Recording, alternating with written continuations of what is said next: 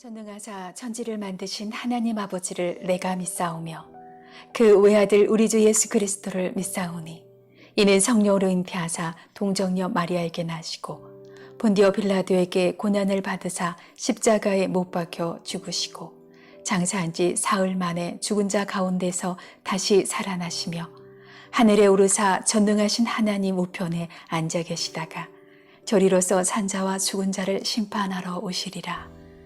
성령을 믿사오며 거룩한 공예와 성도가 서로 교통하는 것과 죄를 사하여 주시는 것과 몸이 다시 사는 것과 영원히 사는 것을 믿사옵나이다. 아멘.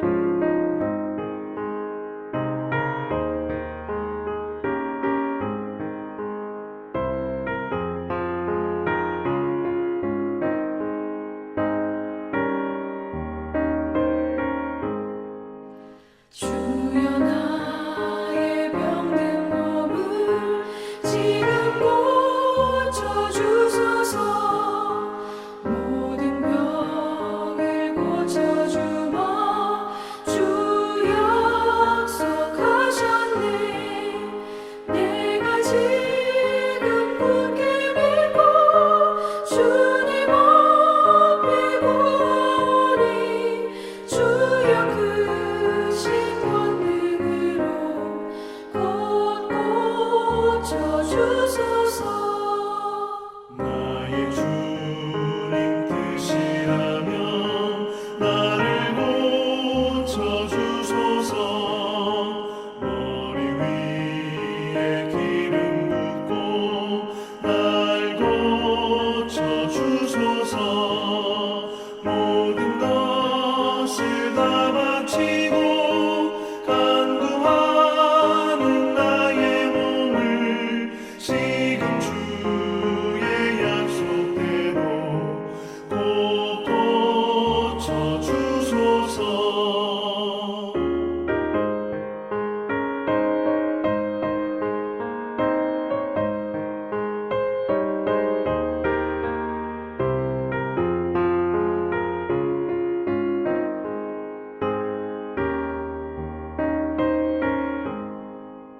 주를 위해 살겠으니 나를 고쳐주소서.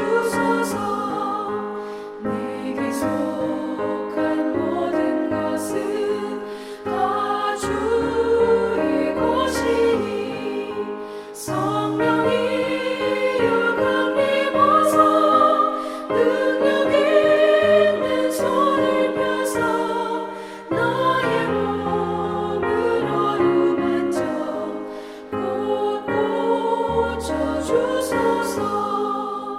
나의 병을 고쳐주시 내가 믿사옵니다.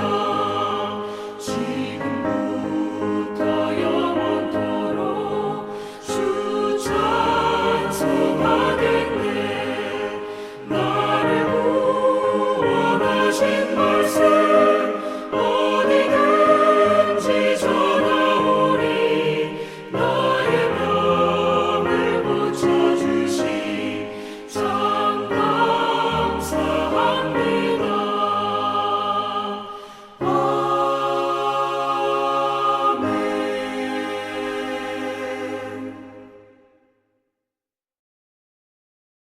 독질하지 못한다, 사기하지 못한다, 서로 이웃을 속이지 못한다. 나의 이름으로 거짓 맹세를 하여 너희 하나님의 이름을 더럽혀서는 안 된다. 나는 주다. 너는 이웃을 억누르거나 이웃의 것을 빼앗아서는 안 된다. 네가 품꾼을 쓰면 그가 받을 품값을 다음날 아침까지 밤새 네가 가지고 있어서는 안 된다. 듣지 못하는 사람을 저주해서는 안 된다. 눈이 먼 사람 앞에 걸려 넘어질 것을 놓아서는 안 된다. 너는 하나님 두려운 줄을 알아야 한다. 나는 주다. 재판할 때에는 공정하지 못한 재판을 해서는 안 된다. 가난한 사람이라고 하여 두둔하거나 세력이 있는 사람이라고 하여 편들어서는 안 된다. 이웃을 재판할 때에는 오로지 공정하게 하여라. 이 사람 저 사람에게 남을 헐뜯는 말을 퍼뜨리고 다녀서는 안 된다. 너는 또 이웃의 생명을 위태롭게 하면서까지 이익을 보려 해서는 안 된다. 나는 주다. 너는 동족을 미워하는 마음을 품어서는 안 된다. 이웃이 잘못을 하면 너는 반드시 그를 타일러야 한다. 그래야만 너는 그 잘못 때문에 질 책임을 벗을 수 있다. 한 백성끼리 앙심을 품거나 원수 갚는 일이 없도록 하여라. 다만 너는 너의 이웃을 내 몸처럼 사랑하여라. 나는 주다. 하나님과 동행하는 거룩한 삶, 레위기 살펴보고 있습니다. 하나님의 백성이 살아가야 할 거룩한 삶, 오늘은 공정한 재판에 대해서 살펴보도록 하겠는데요. 사법의 기본적인 목적 중 하나는 국민의 기본권을 보호하는 것입니다. 법치주의란 국민이 법을 지킨다는 의미도 있지만 그 이면에는 법이 국민을 지키는 것, 법이 국민의 기본적인 인권을 지키는 것, 이것이 법치주의의 기본 철학입니다. 그런데 이러한 사법의 정의가 왜곡되어서 법이 국민을 보호하는 것이 아니라 오히려 법이 국민을 억압하고 착취하는데요. 자, 15절입니다. 재판할 때에는 공정하지 못한 재판을 해서는 안 된다. 가난한 사람이라고 하여 두둔하거나 세력 있는 사람이라고 하여 편들어서는 안 된다. 이웃을 재판할 때에는 오로지 공정하게 하여라. 가난한 자라고 편들어주지 말고 부자라고 존중하지 말고 그 사람의 부귀와 신분을 따지지 말고 오로지 공의로 판결하라. 이것이 거룩이고 이것이 재판의 원칙이라고 말하고 있습니다. 그러므로 사랑하는 성도님 여러분, 가난한 자들에게 필요한 것은 그들을 향한 특별한 호의가 아니라 공의입니다.